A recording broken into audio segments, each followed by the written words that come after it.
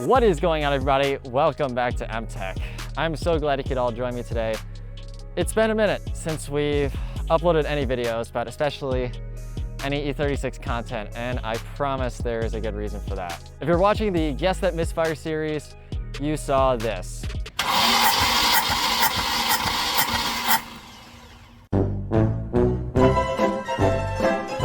So yeah, 255,000 mile engine finally needs to be opened up. It read low compression on cylinders 4 and 5. Pretty unfortunate. I had a track day scheduled at Groton for September 1st, which you're not gonna make in this car. I say in this car. Slight spoiler there, but that is the deal with this car. So I'm gonna take this opportunity today to kind of talk about this car, talk about the channel, and kind of just let you guys know what does this mean for the car, the channel, what's next. So let's get started.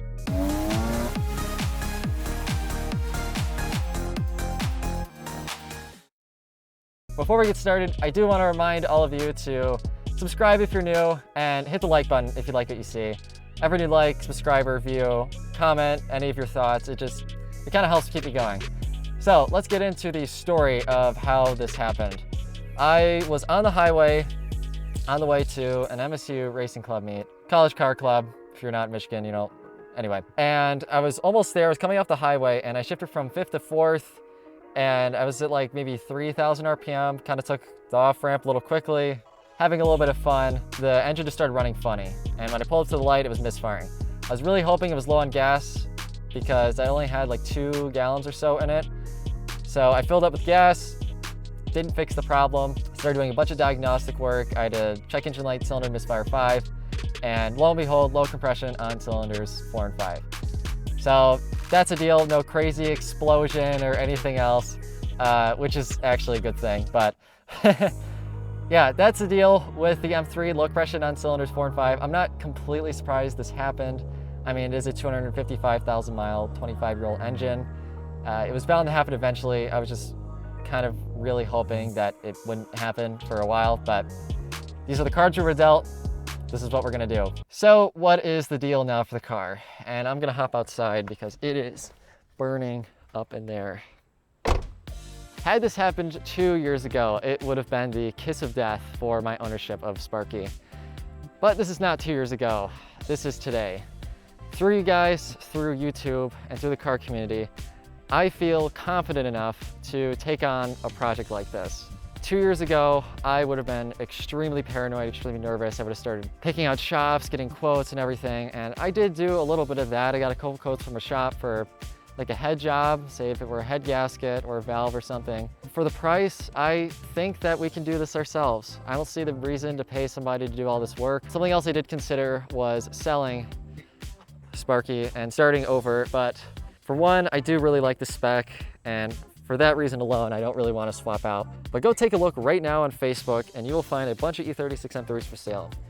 They will all have something in common. They're all high mileage, a lot of them over 200,000, and they're all 25 years old.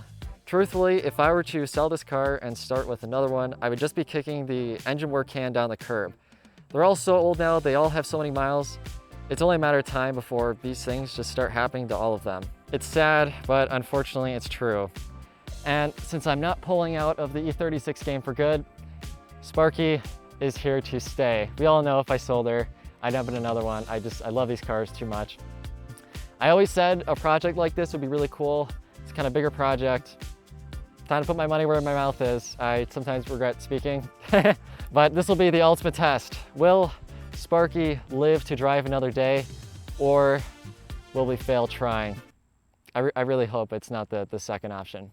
So the car is going to go into storage for probably the next 6 months. We're waiting on a AAA tow truck right now to come pick her up.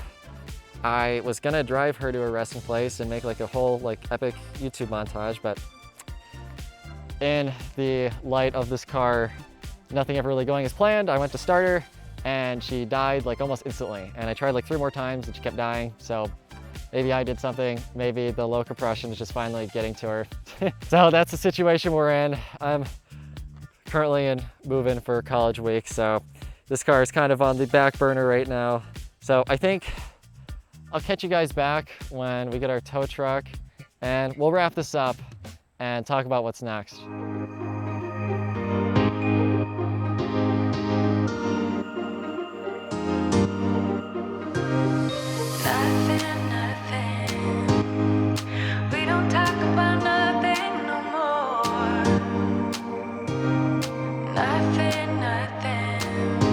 Well guys, this is it. Sparky's resting place. Looks a little bit familiar. There's another fellow car in there not too long ago. Just so happened to work out in my favor. Not that blowing up an engine is really my favor, but Sparky needs a new heart. She broke both of ours in the process. This is going to be, like we've already said, a huge change for the E36 content. Is going to slow down a lot. The follow-up to this video is going to be the actual diagnostic of the misfire to see what exactly in the engine has failed. We're gonna do a leak down test. We have a borescope, we'll stick in there, take a look, do the whole thing. But after that, it's gonna be kind of it for the year for this car. There might be some more videos and little odds and ends of fixing things. There's more than just the engine for this winter. Of course, you guys will be along for the ride for the revival process of this car. In the meantime, I got a new daily, which I wasn't gonna spoil, but it kind of got spoiled in the process of this. This video was gonna get shot a completely different way had the car started, but there you go. That's the daily. I do have actually some potentially interesting content planned for this car, so you guys will just have to wait and see on that. This is going to be the part where I plug myself. This car is expensive, college is expensive, and I really like making videos for you guys. In the description down below, there are going to be a bunch of Amazon affiliates links. If you see something down there you like, those are all going to be products that I use and I like a lot. So if you're looking for any of those things, if you buy from there, I'll get a small commission. Any little bit helps. I really appreciate you guys' support throughout this. It hasn't always been the easiest journey owning this car, and it is just one more hurdle to get through, but we'll be back, we'll be better. And I think the right way to end off this video is with a montage of all of the great times this engine gave us. So go ahead and enjoy.